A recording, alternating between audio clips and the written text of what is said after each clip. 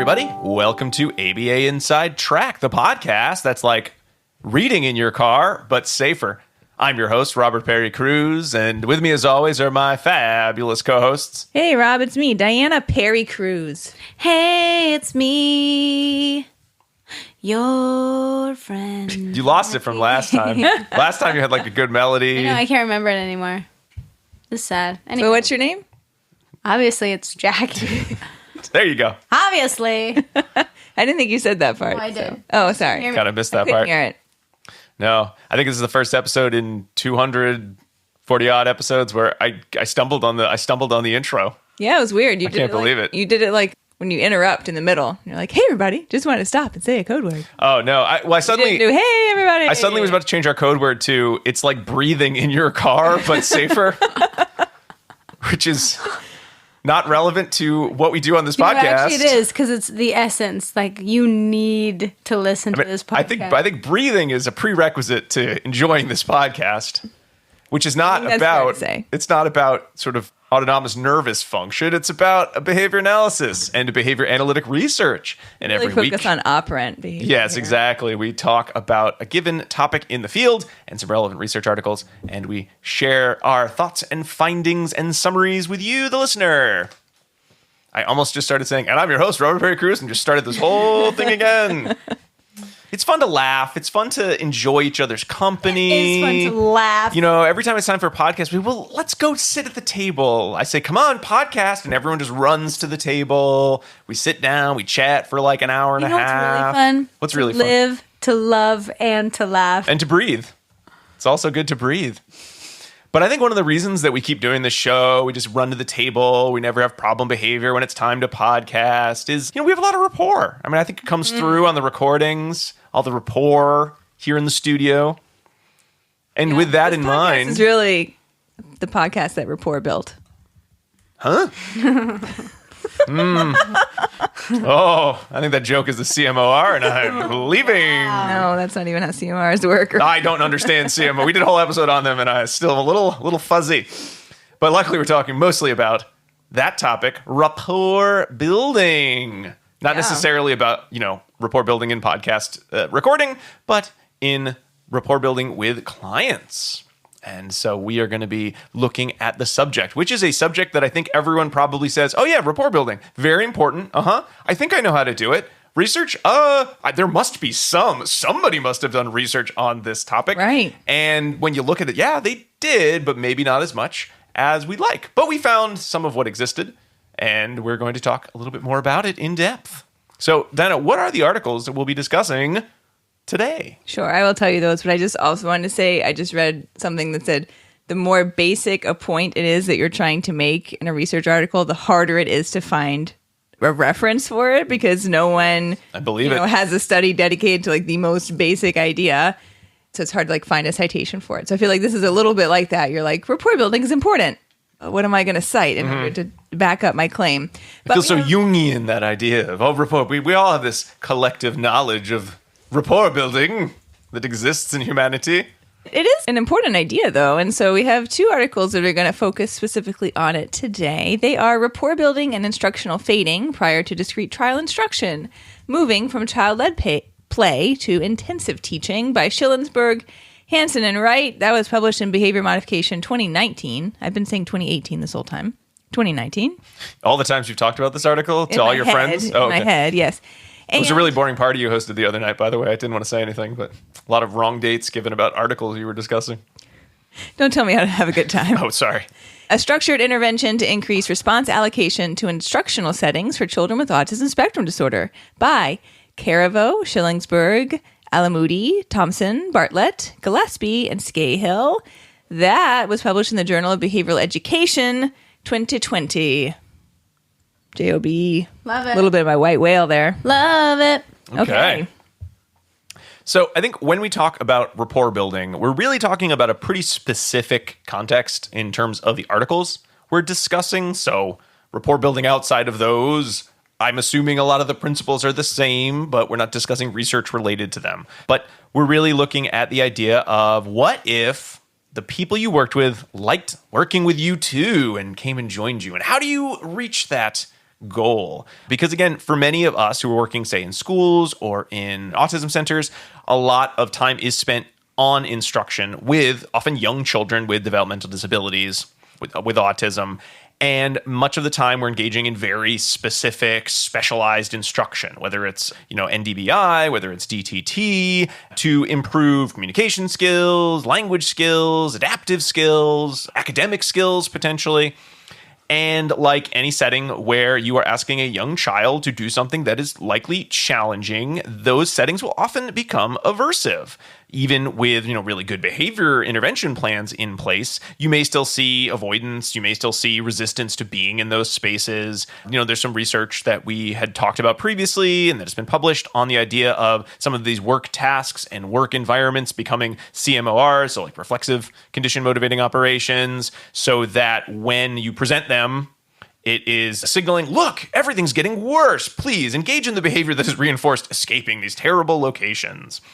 It's kind of the, my allusion to that setting. Again, while a lot of the techniques that we can use, so for example, the authors did a lot here with looking at discrete trial training, we typically will see that the more trials you do, the faster learning will often happen. But the more trials you do, more likely you are also creating a more and more aversive environment, or you're setting up a situation where the only reinforcement turns into negative reinforcement. So you have your kids, fine, I'll come, fine, I'll do your trials, because I know that the sooner I do these trials, the sooner I will get away from this setting, these activities. And unfortunately, the more you're paired with those settings, the more they're trying to get away from you.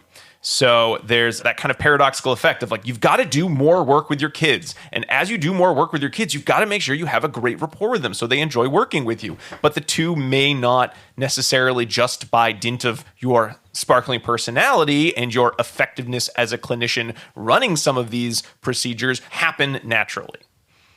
So everyone has the great advice. It's in published manuals. It's given by mentors and supervisors. You want to build rapport before you do work. And how do we do this? Well, you do it, right? You build a rapport. And that's the episode. People instantly like you when you walk in the room. You probably smile. You crack some jokes. What's in the newspaper today? Right? Kids love that. Kids love topical humor. Jokes about newspapers. So there's this idea of, well, what if we kind of think of this antecedent manipulation, which is often called rapport building, or maybe called pairing, or relationship building interventions, because, well, it'll hopefully weaken any CMORs that exist. It may deliver some sort of form of competing reinforcement through your social praise, social interactions, maybe both. Maybe you're just kind of consuming reinforcers with the learner. That's kind of the general thing. Well, you do things they like with them. Is sort of the general rule of thumb, which again, I think all of us hear and say, yes, of course you would do that. And how would you do that? How do you know you're doing that? What are the steps you need to do to engage in rapport building? So we had a couple studies prior to the ones that we'll be discussing today. There was certainly an older study by Schillingsberg in 2014 where this was demonstrated. There was more social initiation toward the therapist working with some preschoolers with autism and fewer problem behaviors during work sessions because they did those kinds of general pairing activities. They sat, they played with them, they engaged in activities the children liked. And so the therapist that did that had less problem behavior and had more approach. The therapist who didn't do that had more problem behavior, less approach behavior. We actually did this as one of our earliest episodes. We talked specifically about pairing with Amanda Kelly, who published a paper on this in 2015 with what's called pre-session pairing with school-aged children with an ASD. And really all that was asking the students, hey, what do you want to do? And then engaging in whatever it was for 2 to 4 minutes, then saying, all right, now it's time for work. And it was sort of one of those magic papers where it was, and then by watching the video with them and not asking them questions about the video so much as commenting on it, by giving them, different reinforcers that they enjoyed, so items that they enjoyed to make their play better, when it was time for work, it kind of just made the children say, you know what, of course, I'd love to work with you. Rapport building apparently occurred. So again, what were the mechanisms there? Is this a long-term solution? But again, it was a good start for this type of research. If you read any manuals, so certainly like Barbera's Verbal Behavior or book on verbal behavior, Sundberg and Partington's work, so probably like the Abel's manuals, right? There's a lot talking about, hey, familiar staff, you want to familiarize yourself with the student, engage in activities they like. And as you become familiar staff, you will see less problem behavior. You will see more approach behavior. and that it's important. Again, how to do it exactly, not quite clear. Probably the closest other article that talked about, well, what do you do to make yourself a familiar staff? There was a Parsons study in 2016 with a familiarization intervention where they sort of did a fading process with an inexperienced staff member who interacted only with the student when doing a preferred activity and with a familiar staff member present. Then the inexperienced staff would sort of start alternating with that familiar staff, giving instructions after they'd already kind of started interacting with some of the preferred activities, and then they would just kind of do more and more. So sort of a fading intervention of the new staff, first with preferred and then with less and less preferred activities, and in the presence of the familiar and therefore probably more preferred staff. And this was done with adult residents and found that the residents were more compliant with demands from that inexperienced staff over time. And looking at indices of happiness, they didn't say which ones, but indices of happiness saw that there was more with that inexperienced staff as they became a familiar staff. I liked that they included that piece as well, because our goal is not just that someone complies with demands, but that they at least appear to us to be enjoying their time. Yeah. And we usually you see that measured as sort of just like a general approach behaviors or a willingness to sit, which is good. But yeah, I agree. I think when you can see that the child or the adult they're smiling or they're reaching out to engage. I know that's a lot of teachers I work with. They'll say, when they're really happiest is, and then the child came over to me and they brought me to something and they've never done that before. Yeah. Like those are the signs, much better than, and then they did more work. Right, exactly. That's good too, but try to get both. Sometimes. If you can. So we know that pairing is a thing, right? It's a technique that can be done. But again, if you just do it like that pre-session pairing, it will take a lot of time. And again, it was a very specific group of students. They all had pretty intact verbal behavior, so they were able to talk about the things they liked in that study. But 2 to 4 minutes before 5 minutes of instruction, that may not be sustainable in terms of being able to maximize your instructional time. Right. Yeah. We know that you could do pairing and then maybe stop doing pairing, and we know that there is a near-term effect, but over time, will that fade? Will the student become more and more less interested in engaging in compliance responses, in approaching that staff member? What about demand fading? The demand fading or the staff demand fading, might that work? And so that kind of brings us to our studies today, where all of those questions are, kind of answered, at least in an initial format of what if we just shoved some of these things together to make an intervention? And those are the interventions we'll be talking about. Yeah, I hadn't read either of these two articles, so it was really nice to peruse them and think about the benefits of them. They do feel like, not to knock the quality of the studies, but just the content. It feels like the sort of thing that you get in grad school. And like they did this back in the 90s when they were thinking about this. And then when you look at the dates and they are just within the past 5 years, is pretty surprising that, like you were saying, Diana, we sort of took a lot of these techniques for granted without actually having techniques that could be used regularly or with any sort of replicability across settings and different populations. So I'm glad that there's more than there was. If I had envisioned these studies, I know we obviously will talk about them in detail, but I think I would have worried that it would have been difficult to separate out using like actual rapport building skills from just the potential for familiarization over time, right, with the clients, because that seems like a confound. And yet that's not what the data demonstrated. Yeah. Right. Which we will talk about. All right, so I'm going to talk about the Schillingsburg, turns out 2019 article, but as I was told 2018 at a party last night. I know, that was a rocket event.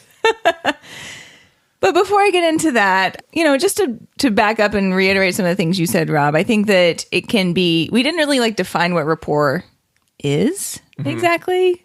So I guess my definition would be kind of that thing that you said there, like a willingness to interact and be in the presence of another person, right? In an attempt to find something that's observational about it. Because really it's all about how much you like hanging out with someone, right? Is this how you guys would define rapport? I would define it as sort of behaviors that increase the probability that an individual will approach you, will follow your instructions with a minimum of interfering behavior, would sort of be my most technical term. If you think about it colloquially, I just say rapport building. Oh, that guy's fun. Right. I want to be with that person. Someone that you like. I like that person. Someone that you like to be around. Yeah. We're a team But now. it's not necessarily the same as friends, No. Nope. Not- right? Because you can have It could be. rapport with someone But you not don't necessarily. have to be that is more like it's a... There could be a differential. Right? Yes, It could be yes. like your boss. And Yeah, thank you. It could be supervisees, right? You have to build that relationship, but you're not necessarily like gonna hang out. Yeah. After But like work or- you care about that person. You care about their feelings. And Yeah. so it's fun. You want to be with the other person is Right. basically how we're going to define it. Yeah. Right? Okay. Yeah. And You so get along.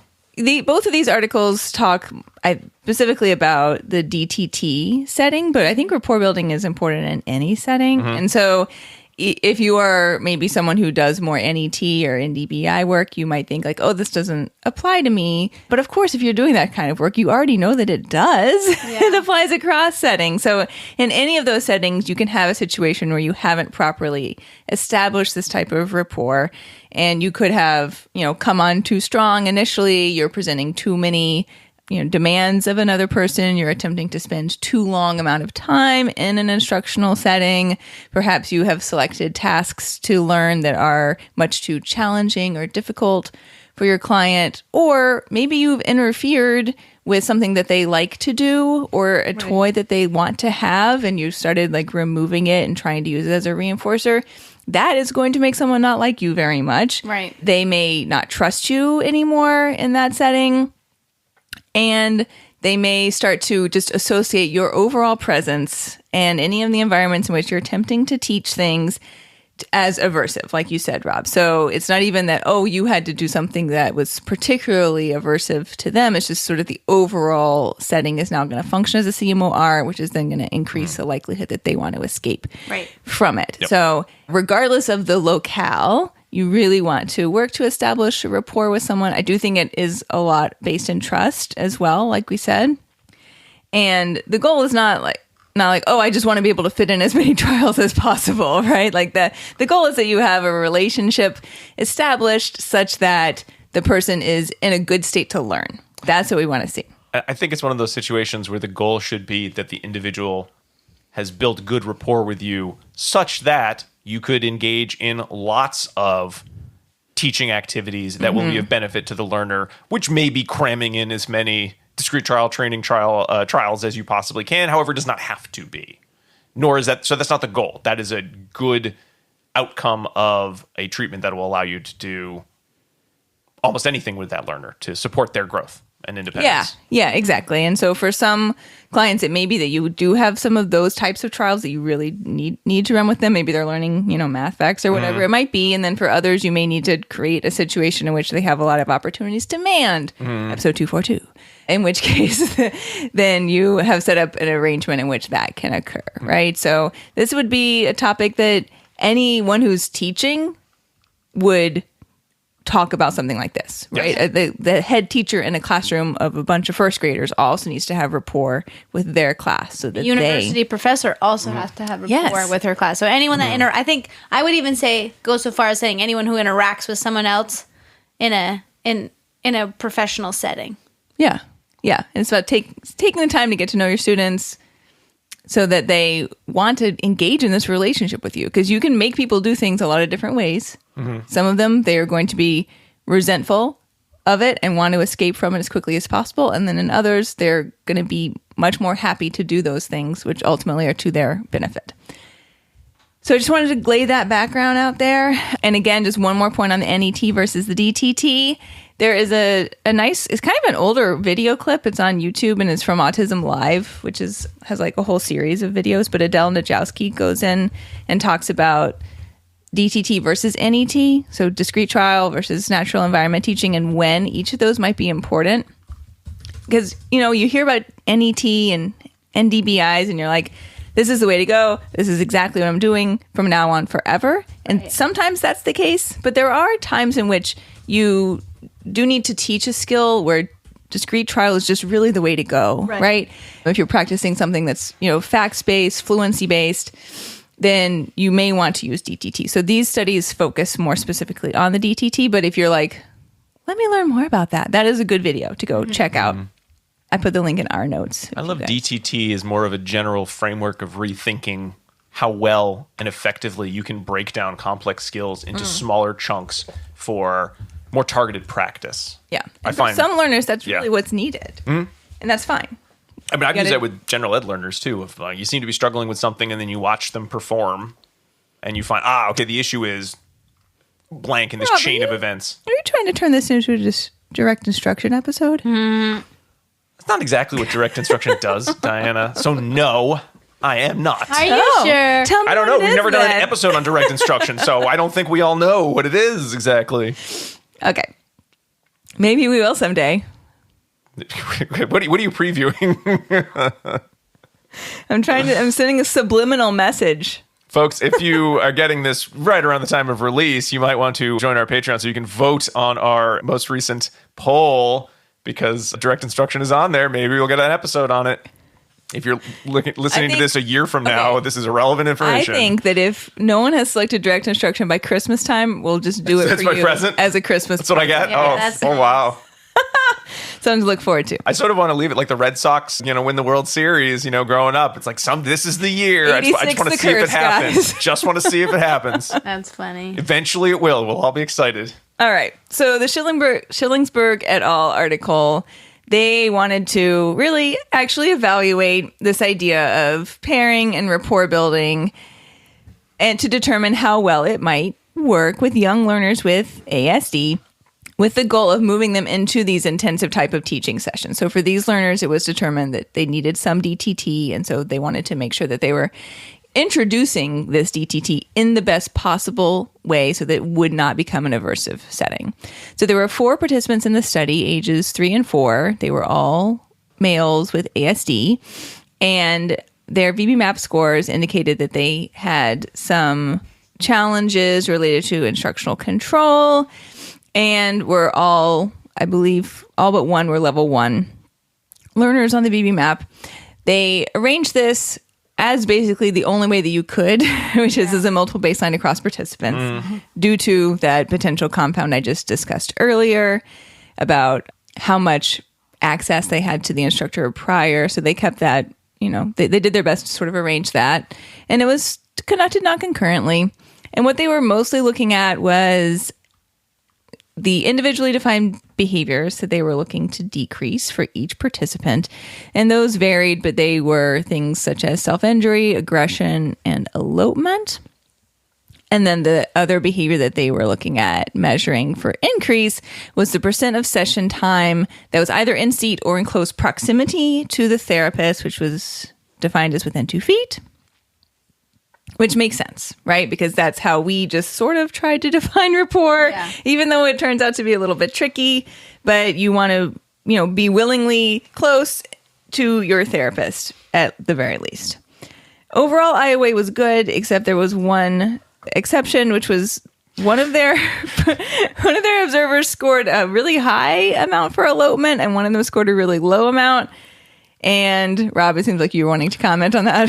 So I am one of those people who, when I get to the section on procedural integrity and IOA, I used to just be like, yeah, skip that. That's a column I can skip. I've tried to be better at looking at, well, did it hit some of the basics of, did you get like 33% of your sessions? Was the IOA all above 80%? So I'll like really quickly look at numbers, and usually I don't see anything that jumps out, and then I skip the rest of the section. But in this case, it was shocking to me that they would have such bad IOA on recording that specific behavior, because you think of elopement and you're like, well, that kid's there or that kid's not there.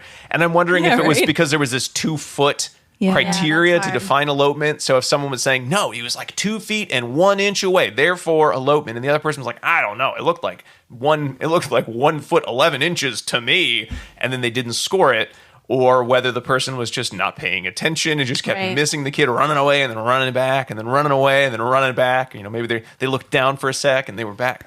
I don't know. Maybe they were bad estimators. Yeah. I would guess it's probably the former. Or were they on their phone? They're just not even watching. They're just not even paying. They're like, I'll know it when I see it, and then they missed it. Yeah. Kids like the Flash. Are Jackie and I sitting 2 feet apart right now? I would say you're about 2 feet apart. Yeah, I think so. If I had to guess, I'd say over 2 feet, but not by much. Where's the ruler? Just kidding. Well, this part of your arm is 12 inches. So put your arm out. It's 2.4. Well, But I would also think if you were going to go to the trouble of saying elopement is defined as 2 feet, you'd have put, tape on the floor or something. Yeah, right. Yeah, some type of as opposed to we've got to spend all this time training everyone to estimate 2 feet. Okay, so that is just a quick aside. That was why the study took 7 months, because it was so hard to get people to go 1 foot 11 inches and 2 feet. It was just really tough. Okay. Well, they didn't bother to retrain. They were just like, that was a bad data point. Oh, well. Anywho. Okay. It happens. They had a couple, I can't remember if it was this one or the next study, there were a couple situations of and then someone made a mistake, and we just kind of kept going, and it all worked out in the end.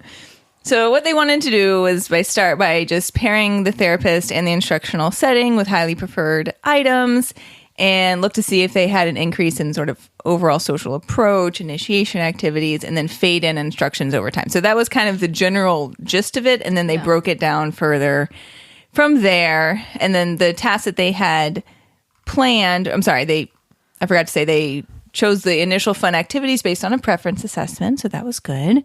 And then the tasks that they wanted them to complete were based on some of their VB-MAP targets and things that you commonly would see taught that are very much cusp or learning to learn skills, such as imitation skills, matching skills, manding, listener responding skills. They had 10-minute sessions. In baseline, they did what they wanted to be their final version. Makes sense. Exactly. It was an interesting use of baseline, because the baseline, usually I think of baseline as being the sort of what's going on right now, as opposed to the baseline being, this is what it's going to look like later. Hopefully better, though. Yeah, but I mean, that makes sense. It makes sense with the context. And it probably was this is what's currently happening. Yeah. And true. It's not going well, right? Yeah. That's usually, I think that's usually what baseline is. This is what currently is happening. And they're like. And it's not good. It's not great. Yeah. So hopefully it'll help. It was exactly like what you might expect to see a regular session looking like. They presented 5 demands at the table with 10 to 15 seconds of the reinforcer on a VR3 schedule using mastered skills. And they would say, come to the table and get an item when they came to the table. So that's what the baseline looked like, which is also what the terminal stage was intended to look like. And then they moved, once the baseline was completed, then they moved through the different stages. So I'll describe these to you. Stage 1, the items were offered continuously and non-contingently throughout the session, regardless of where in the room the child was or if there was challenging behavior occurring. They offered new snacks and toys every 30 seconds if they were interested. And then once that was mastered, then they moved to stage 2, in which master being they complied and didn't have any problem behavior. Stage 2, preferred items were offered contingently on the participant being within arm's length of the table and the therapist. Stage 3, items and activities were presented contingent on sitting at the table. Stage 4, simple instruction 1 time per minute. Otherwise, they were accessing their preferred toys. And then the stages from 5 to 9 were just systematically increasing the number of trials that were being conducted up to 4 per minute. So that was the max. So stage 4 was 1 time per minute. Stage 9, was 4 times per minute, and then the session was 10 minutes long. So they were never trying to do some type of rapid fire precision teaching thing. It was just more sort of a traditional DTT arrangement.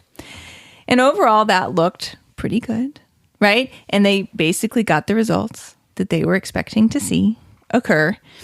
Again, they were measuring those 2 things, right? Challenging behavior and then in-seat instruction. So for 2 of their participants, they had overall good in-seat percentages from the beginning, but had more variable rates of challenging behavior in baseline. And so they saw those rates of challenging behavior decrease over time and then maintaining those in-seat behavior, which is what they were looking for.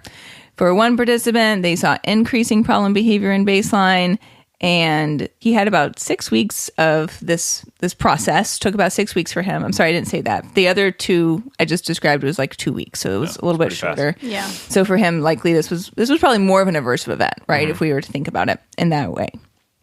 After he completed the series in the post-test, they did not see any challenging behavior, and he did 100% in seat. So that looked, much better for him. And then for the last participant, again, high variability in baseline, and then following this intervention. He had near zero rates of challenging behavior and higher levels of NC behavior, which is what they were looking for, right? And they did stagger those initial baseline links, right? Because to me, that's always a question is, well, what if they hadn't changed anything? Yeah. They had just kept going with the way the sessions were. Would they have seen behavior start to sort of adhere to what their expectations were, even without this fading procedure? And at least in the context of those initial baseline, that's not what we saw. So it didn't at least happen in the first 3 to 5 sessions. I guess one could argue that it could happen longer if you ran it out for longer. But the point is not that we are, forcing compliance or working through some type of extinction burst here. This is the opposite of that. Rather, we are setting ourselves up and the environment up in such a way that there's an EO to engage and that it's viewed as something that is fun, reinforcing, and not something that needs to be escaped from, which is what we want school to be, right? That's all we're talking about here is like, how can we make school a fun place to go? School in this particular context is more of a one-to-one intensive arrangement because that's what the learner needs. But this could be applicable in all types of different school settings. Yeah. And they basically proved their point is the end of the study. Yeah. But then, Jackie, you're going to fill us in on what happened next. But not yet. Oh. Because first, I have a question. And then we're going to take a break. So question first? Or should we do the question after? Just leave everyone. It's question after. Yeah. Okay, we're going to leave it. So they were going to delete, but now they can't. They're enraptured. They got to see what happens next. All right, everyone. We'll take a quick break. Then we'll come back with this amazing question. I'm sure it's going to be great. And then we'll talk about the second study. Don't go away. We'll be right back.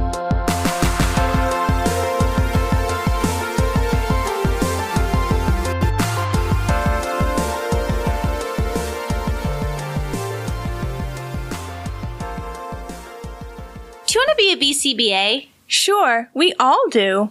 Now you can come to Regis College in Weston, Mass. to get your graduate degree. Choose from any one of these courses. Masters of Science in Applied Behavior Analysis. Masters of Science in Special Education. Dual degree in Special Ed and ABA. Or be eligible for your postmaster's certificate. You can complete your degree and be ready to sit for the exam in 2 years. And our 2017 grads had a 100% pass rate on the BACB exam. Come enjoy practicum placement support, ethics mini handbooks, PhD level professors, small class sizes, and a service trip to Iceland. If interested, don't delay. Supplies are limited. Learn more at regiscollege.edu. Again, that's www.regiscollege.edu, regiscollege.edu. One more time, www.regiscollege.edu. See you there!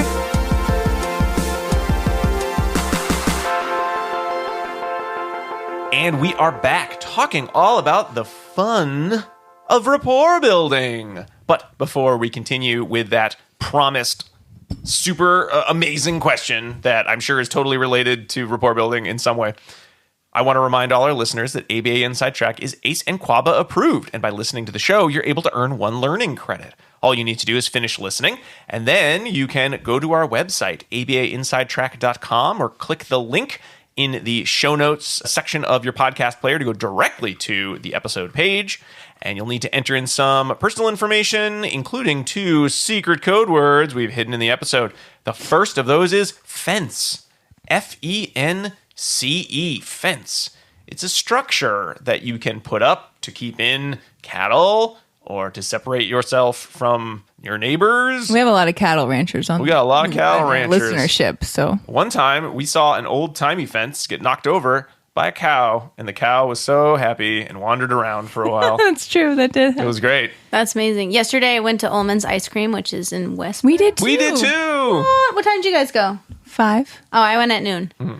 And I went over to pet the cows because they have baby cows. Did you see the baby cows? Yeah. And my new puppy and the cows kissed Aww. on their little noses. It was so cute. My dog went over and then the cow ran over and they both put their little, and I was like, are you going to eat each other? And I was just waiting to see what happened, but they both licked each other's noses. I fed a cow. that? That's Heard of adorable. that? I fed a cow once. It was scary. They're big. They are big. Well, this was a baby cow, but I'd never seen a cow lick a dog's nose, and I'd never seen a dog lick a cow's nose. It was very awkward. Oh, how cute is that? Yeah, I They're just forgot learning about about that the world. But luckily, your dog didn't get stepped on by the cow because there was a fence. Right, there was a fence. All right. So let's continue on. So before the break, I promised a very exciting question, which, surprise, it's not that exciting, but it came to mind when we were sort of talking about multiple baseline across participants. And it was sort of a research question. I'm not sure if it's ever one I'd asked or been told, but when you are doing multiple baseline across participants in a situation like this, do you typically know which student or which participant is going to sort of be your first to get to treatment or second or third? Or is it who's doing the worst? They get the treatment first. Who's still not getting a stable baseline? We'll get back to them later. Which one is it usually? It's usually, you think of multiple things, but the first thing you should be looking at is stable baseline rates, right? So if they're stable in baseline across sessions, then you can introduce Or treatment. if it's going in the opposite worsening. direction of what you want. Yeah. Well, but in this situation, you get to a worsening of increase of time away from table, increase of problem behavior. So there wouldn't necessarily be stability, but if you either saw an increase or an increase to a high stable level, so that individual would get the treatment first, and that's how you know where your baseline is going to be staggered. Yes. What do you do if you have multiple participants who all have stable baselines that are really terrible and need treatment immediately? Then you look for convenience. Okay. And you pick one, but that is a disadvantage of the multiple baseline design is that someone has to wait in baseline before they can start intervention. Okay. Then it starts feeling like almost kind of like a semi-randomized control trial in the sense of, well, if you know you're going to have to wait for some of these things, could you find a situation where, like, for funding reasons or reasons unrelated to the fact I'm doing research, that you would be able to sort of have this group does this and that group does that? But they're single subject, so you No, don't I usually understand have you that. wouldn't do that in the single subject people. design. I know. I'm always trying to ask these fun research design questions because it's not something I do very often. Cool. Thank you very much. I hope everyone is like, whoa, they're so excited. You can, I know you pulled over to wait. You were so excited for the question. You continue driving again. Okay. As we get back to our discussion of rapport building with this Caravo et al. 2020 study. Yeah, so this study is remarkably similar to the 2018 study because it is an extension of that study, but they specifically wanted to expand the study looking at girls with ASD that were younger than 5 years old. That was the research question. They said, what about No, girls? but they said, okay, here's another expansion. Like, right, the purpose of research is to extend and find out where the boundaries are, right? So they're testing the limits. And replicate. Because our field uses such small data sets per study, like replication is always recommended and necessary, and we don't do it as much as you might think. Yeah. So even if the procedures are like the same, it still warrants publication if they had the same findings because that replicates those. I would happily intervention read procedures. like 15 studies on the exact same topic that came out within, 2 issues of Java of each other, right? Where it's just, we took this study and we added a little twist to it with a different group. Because, I just love that idea of I can read this study. It's not that different from the last one, but it adds just enough that it increases my confidence in using it as a practitioner, my confidence in recommending it to other people, and then potentially sets up more lines of questioning. Because I know when we've talked about sort of research as a whole in the past, replication tends to be kind of crappy across a lot of the sciences. You get these great findings. We talked about on the Calling Bullshit episode. You get these great findings and everyone's like, this is the way. And then everyone's replication is like, actually, it wasn't really that good. Like, it was okay. Yeah. So for these participants, they didn't have functional vocal repertoires, but they really had the same goal as the previous study of increasing responses in the instructional environments, decreasing problem behavior, and hopefully that everyone is having a good time, right? Because we're trying to build rapport. So they had 9 participants that had ASD diagnosis, and they did a randomized control where they put some of them in intervention and they put some of them in a wait list, which you don't usually see. Yeah. But don't worry, the people on the waitlist did actually get the intervention. So that's important. And they had 4 dependent That was because variables. it was a difference. It's like, Right, they had thought, pulled wait a from minute, what if we do different- 2 studies at once? They had pulled from a different Right, yeah. Still. Yeah. When you hear that, you're like, waitlist? No. Because we want to help everyone. But we do. So that's great. Yeah. So the dependent variables are problem behavior, compliance, so admitting the targeted response with or without prompts and with no resistance. That part's important, right? Negative vocalizations, and that's what they were looking at, and they were looking at percentage of compliance with demands. So similarly, they did a non-concurrent baseline across participants. So at the start of each session, they had a bunch of food and toys on the table. That sounds dreamy to me. I love it when there's a bunch of stuff.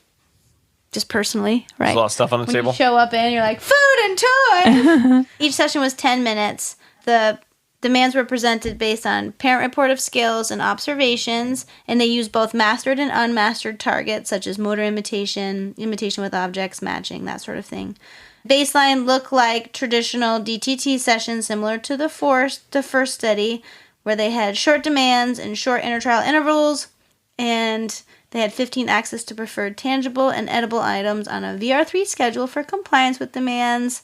They used least to most prompting, but they did not guide compliance. So if the demands on the VR3 schedule were completed and the participant didn't stay close to the therapist, they received the preferred item, but they wanted to look to see, and they saw a decrease in responding across the dependent variables, obviously the problem behaviors. Cool. So with treatment, they had similar to the last study, but they had 8 stages instead of, you had 3, right? 4. You had stages. There were more than 4. They were like 9. 9. Oh, 9. I was trying to look at where where they cut one of the stages out. I was having a Right. really hard time finding. I think it must have just been one of the demand fading Right. steps. Yeah. Oh, we took out the 1 to 5, 20 seconds. But I was having a hard time finding where they cut it out. And I don't think they really explained Where? why or Yeah. why it was a difference. Right, so here they move through based on rates of problem behavior for the first 3 stages, and then problem behavior and duration of session in proximity to the therapist for stage 4 through 8. And so they could move on if they had 3 sessions without problem behavior, and then in the stage 4 through 8, 3 sessions without problem behavior and 80% or more of compliance. So stage 1, they had no demands, free access to all the stuff on the table anywhere in the room, 10-minute sessions. Stage 2, no demands, access as long as they're near the therapist who is sitting at the table. Makes sense. Stage 3, they could come into the room, and then the therapist guided the child into the chair if they were near the table for 20 seconds, but if the participant resisted at all the prompt, like if you were like touching their shoulder and like if they felt any resistance, then you backed off, which I like. Yeah. Yes, nice. that's good.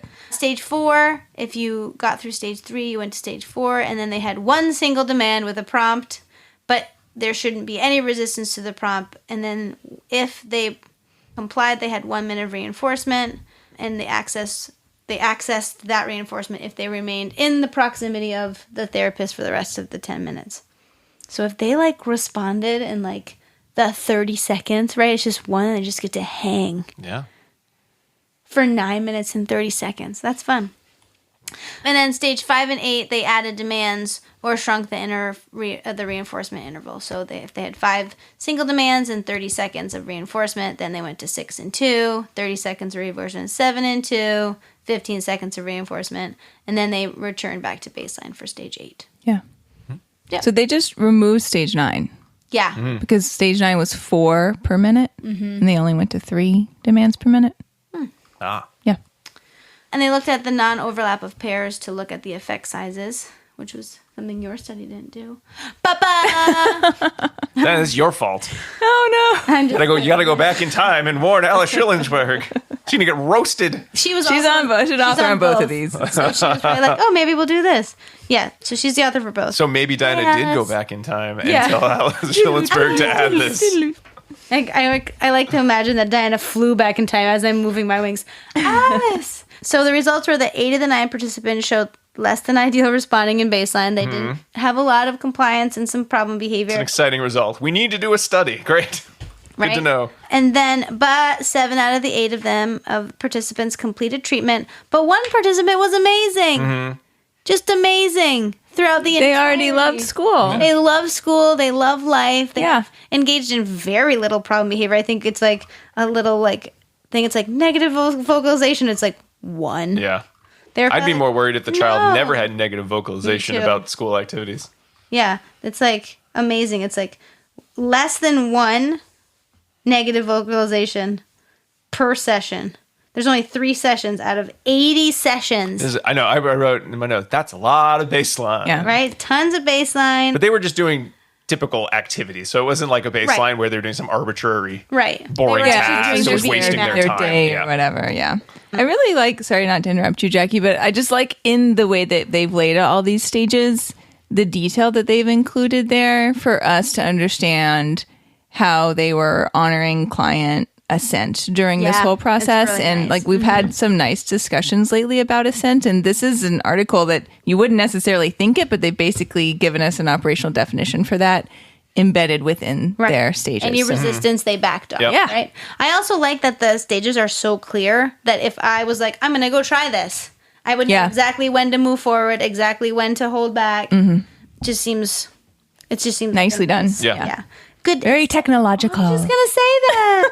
Oh my God. I do appreciate there's more and more studies, I think, looking at some of that concept of assent and the child approaching, not approaching, resisting, not resisting. Because I know one of the concerns, a few years ago when I'd make recommendations based on, severe problem behavior, hey, perhaps we want to not push the work so much. Perhaps we want to work on some of these other kind of prerequisites, whether it's Right. rapport building or communication. There's that fear of, well, I don't want them to just think they can do whatever they want.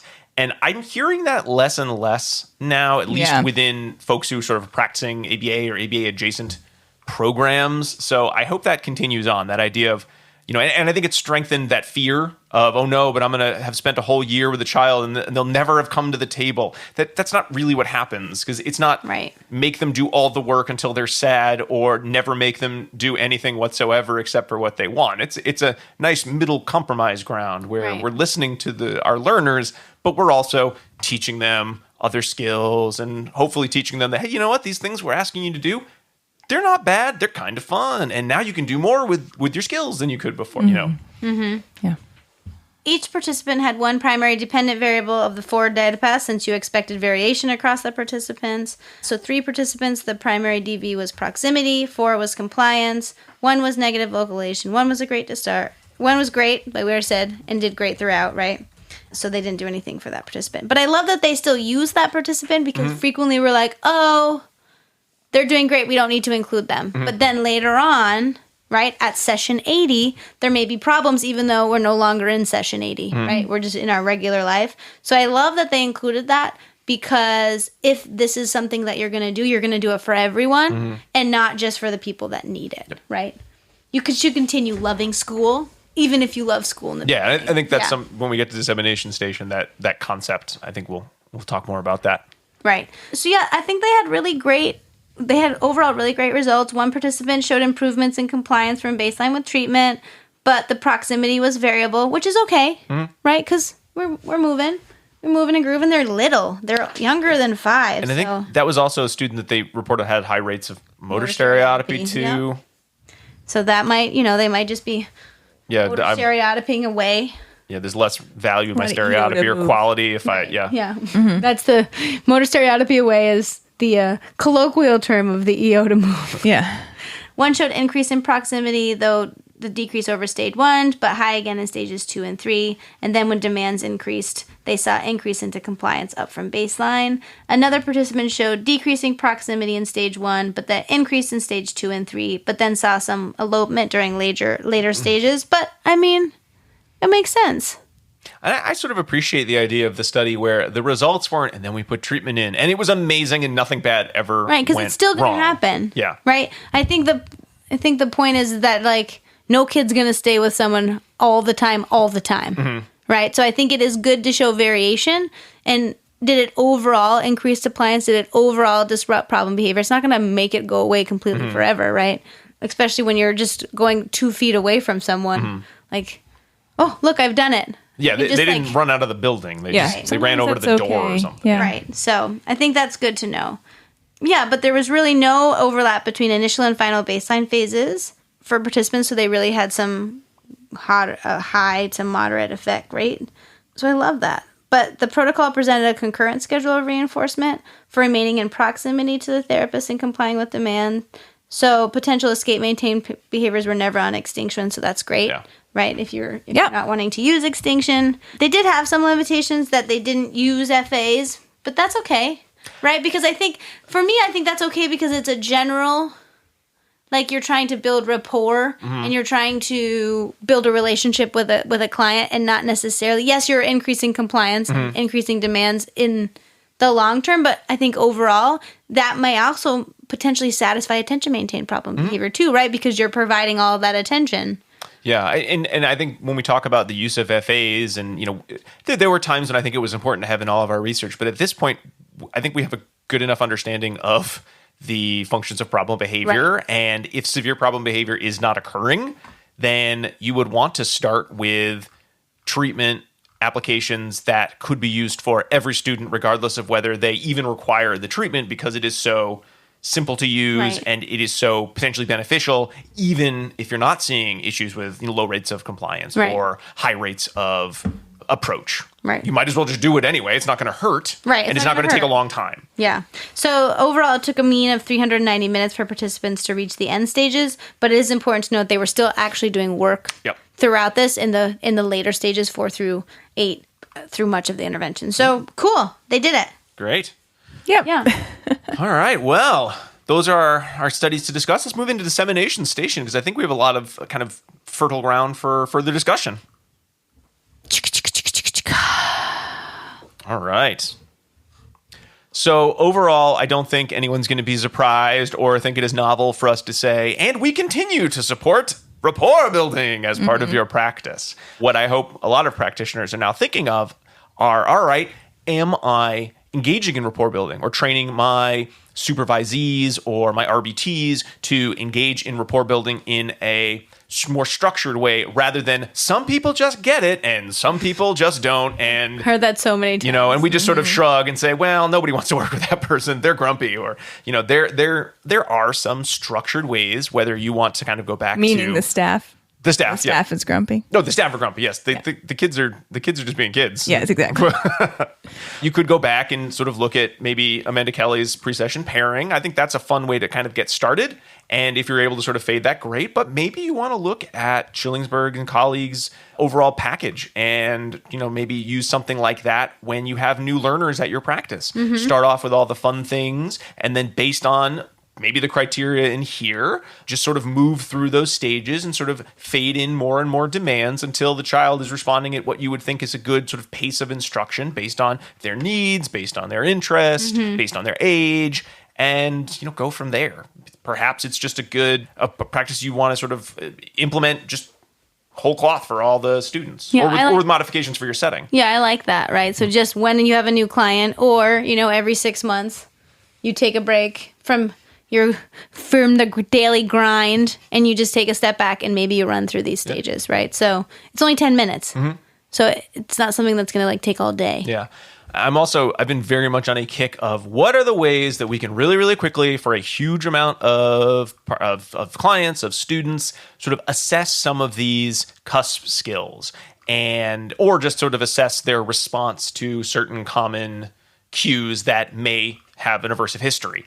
And something like this, I was just thinking about, how could you scale this? And my idea was, what if, as a teacher, so I know we're getting to summer when we're recording this, so a lot of people who are in schools like myself are sort of loath to think about the fall because there's a vacation coming up. But in the fall, what if you started by having that table of all the toys? Maybe not the food if you're, say, in a public Right. school setting or in a setting where there are a lot of allergies or health concerns, but you have all the toys and they're out and you're just letting everyone check with the toys, and then either one at a time calling students over to you, or maybe you call the whole class, say, everyone come over, we're doing an activity together, Yeah. or we're all going to watch this movie clip. Because one thing I've noticed is there are definitely times when I think of teachers doing an activity that I remember being a student, I'd say, this is a fun activity, and there'll be one or two students that just, nope, they don't go. I got all these things and I refuse to come over, or I'm sorry, that's reductive of me. They just do not go over. Yeah. And perhaps you could set up little trials like that, and you'd pretty quickly find out who are the students that, even when they're going from something fun to something that is putatively enjoyable, don't follow that instruction. And those might be the students that you say, I need to do a little bit more real rapport building with them, versus the other students Like the who you general want to do like rapport. some Yeah. check-ins and like, how was your weekend? But you probably don't need to do any sort of, structured intervention for. They seem pretty happy to come over to see what you're doing, and then you can sort of demand fade for the different kids. We're going to come over and do a worksheet together or something like that. I like that. In this context, I was also thinking, like, how do you assess social validity, right? And it's kind of built into the study, right? The whole point of the study, honestly, is, are the kids willing to come over to do things with you? Yeah. Which is a way to think about social validity. But what you just described is also a type of probe that you could do, where it's just like, hey, kids, come check this out, right? Outside of this context, to see maybe a little in a slightly more pure assessment if you function as a reinforcer type of thing. So that might be a nice addition to future versions of this. And the other recommendation from my study as well was, there may be some components of the fading schedule that you may tweak or remove or focus on differently, but depending on your particular learner.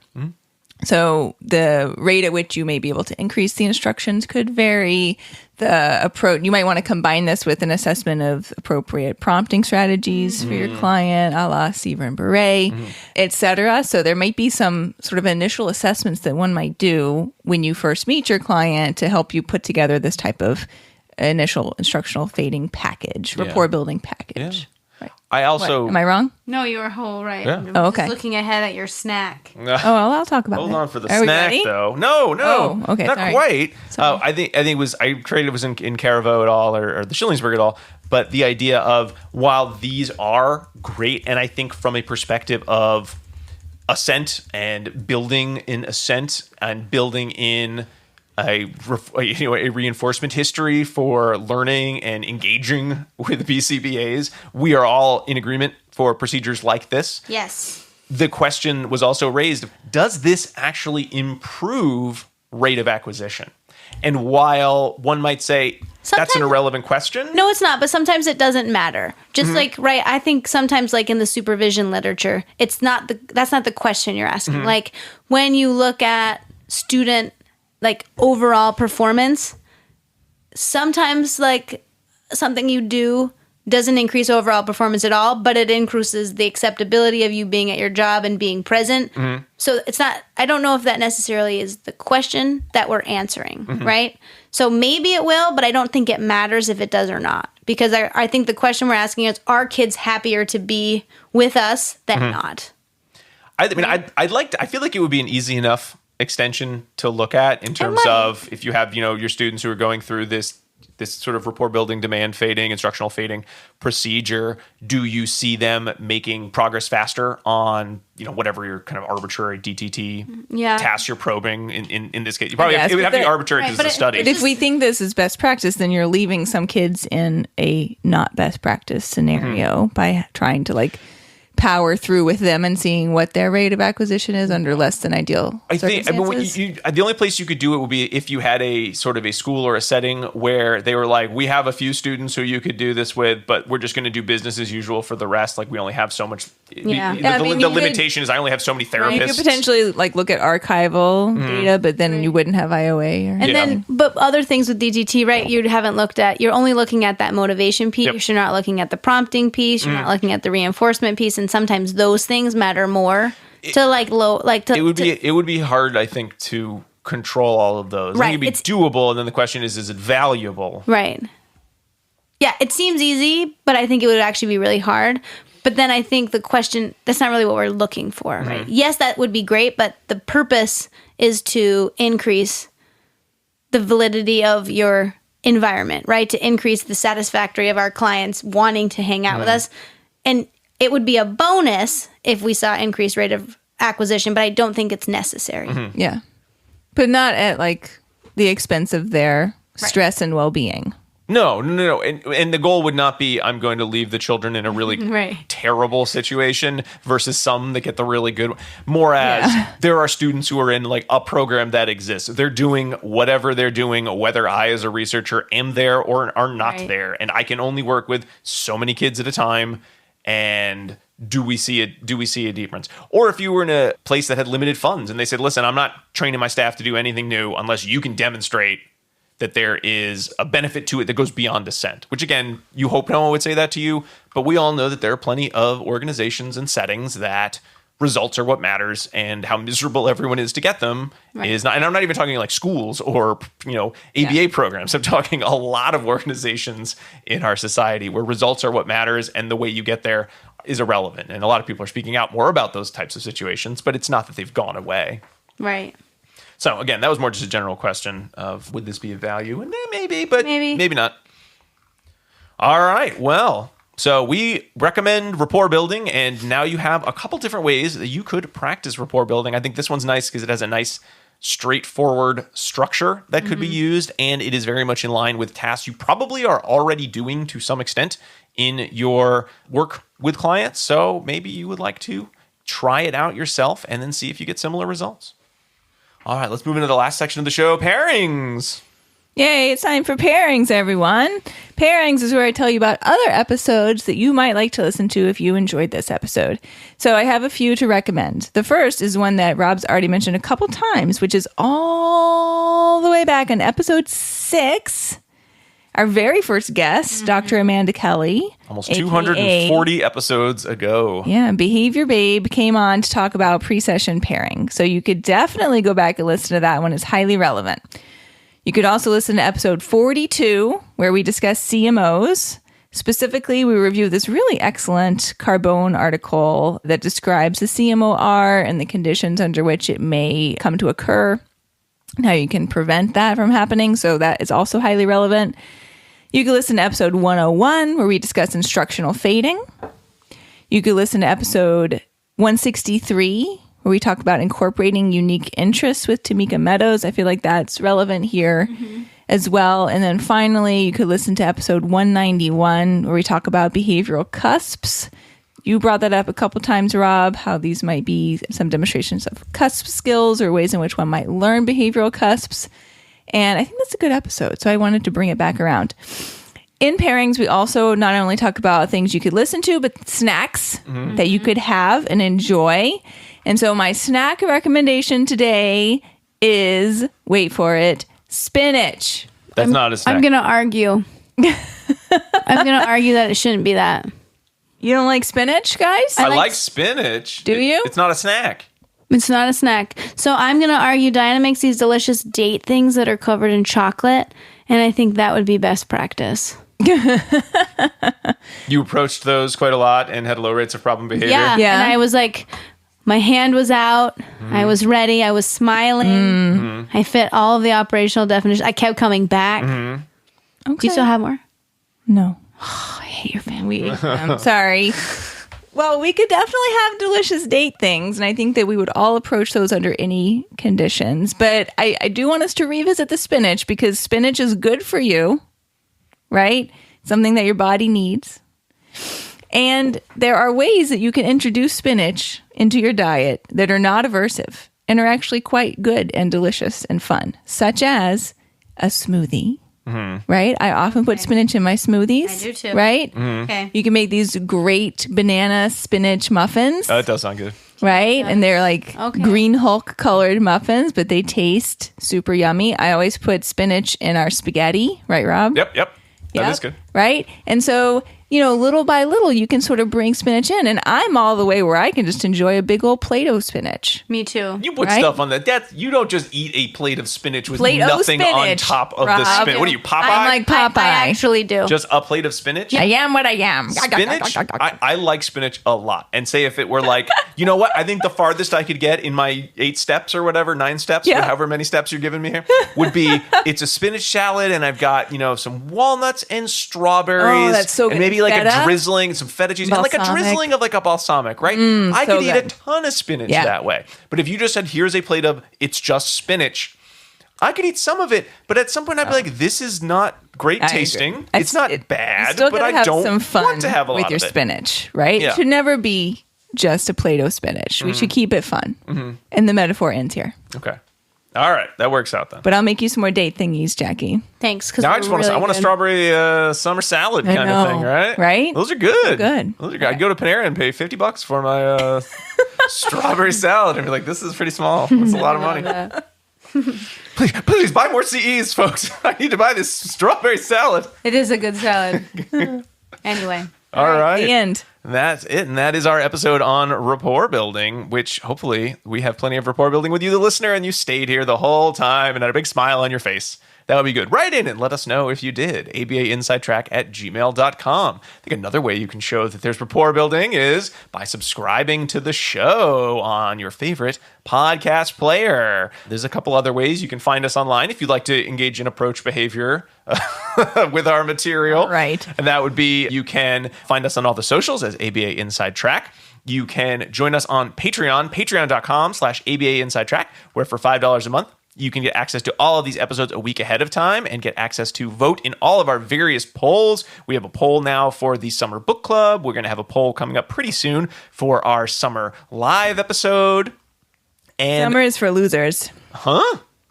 Losers bracket. Oh, for book club geez. and for live It's episode. losers bracket this summer. Yes, Yeah. you're going to be voting on things that nobody wanted to do before and see if they do them now. When we take all the choices nobody wanted and stick them together, which one is the least aversive of these choices? Yes, so much fun. As well as access to one free CE for those live episodes every season. So we've got our summer season plus all of our previous episodes. If you want even more content, you want to hear the whole 2-hour book clubs, again, that we do every season and get 2 CEs for doing so, please think about subscribing at the premium $10 level, where you get that plus discounts on all of our CEs for other previous episodes. And if you're interested in CEs for our episodes or to see what episodes we've done in the past, you can go to abainsidetrack.com to find all of our previous episodes, as well as links to all of the articles discussed on this and previous episodes as well. And speaking of CEs, you probably want your second secret code word, folks, and here it comes. It is Albert, ALBERT. Do you know why? No, it wasn't the code word we talked about before we recorded, and I'm surprised to see it now. Why is that the code word now, Diana? Because it's Uncle Albert from Mary Poppins. He loves to laugh. He does love to laugh. Gosh. He's going to have a tea party on the ceiling.